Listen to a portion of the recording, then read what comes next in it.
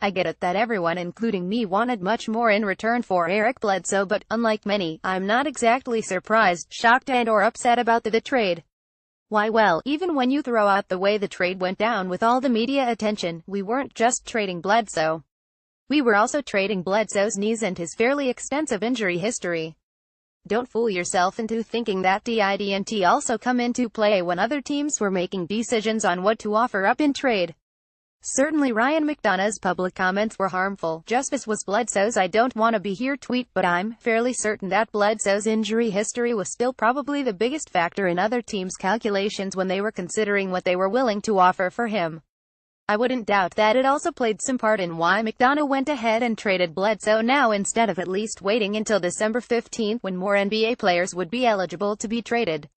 Remember how Brandon Knight tore his ACL in a freaking pickup game? Contrary to popular belief, Eric Bledsoe has not just been sitting at home playing with his yo-yo while waiting on this trade to happen.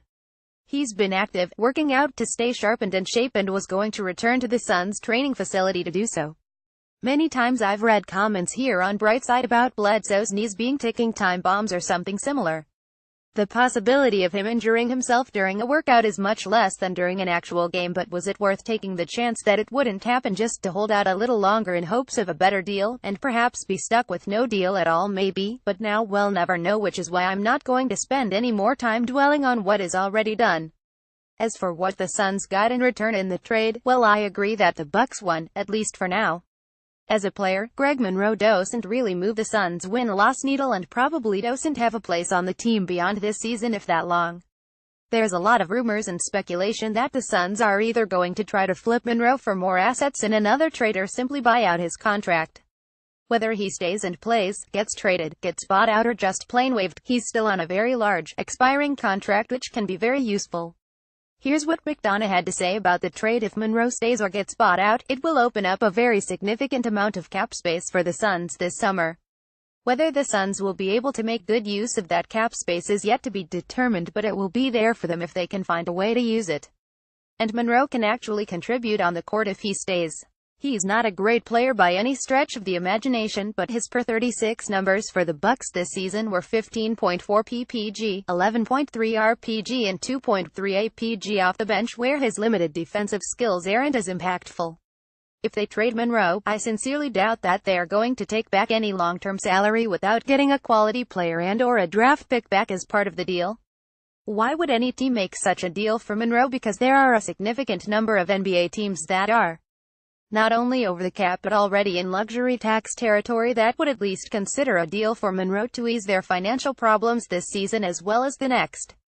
Yes, the Suns would likely have to take back at least one player that they don't want in that kind of a deal, but that would have to be weighed against whatever the other team is willing to add to sweeten the deal, as in either a players and or draft picks.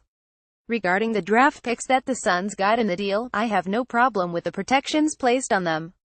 I wasn't expecting to get an unprotected first-round pick in return for Bledsoe, so the lottery protections don't bother me, especially since it's extremely unlikely that the Bucks pick would fall in the 110 range. And I was glad to see the back-end protections. Do the Suns really want the Bucks pick this year if it falls between 17 and 30 with all the youngsters already on this team? I don't think that we want to potentially bring 3 more first-round players to next season's training camp. In 2019 the protections are 13 and 17-30. Again, I doubt that pick would get the Suns a really useful player in the 17-30 range, but if for whatever reason Milwaukee falters, the Suns could wind up with a very good pick in that draft. Of course, everything could work out great for the Bucks and that pick might not convey until 2020 and wind up being somewhere in the 2,530 range, but I think it's a gamble worth taking, especially if no one was offering anything better. The fact that it probably won't convey in this year's draft might even make it a more valuable trade chip. And that top 47 protected second-round pick, well, that makes a possible 4 second-round picks that the Suns will have this year. If the Suns finish in the bottom 5 in the NBA, then their second-rounder goes to Memphis, which I will be shocked that the Suns actually still have by time the draft rolls around. Second-rounders are trade sweeteners, and I doubt that MCD is finished trading yet. Was this trade really a bad deal for the Suns? Well, yes it was, but maybe not as bad as many are making it out to be. Ryan McDonough didn't want Greg Monroe the player, but he did want his expiring contract and those draft picks. What he does with them now will be the determining factor on the final grade for this trade.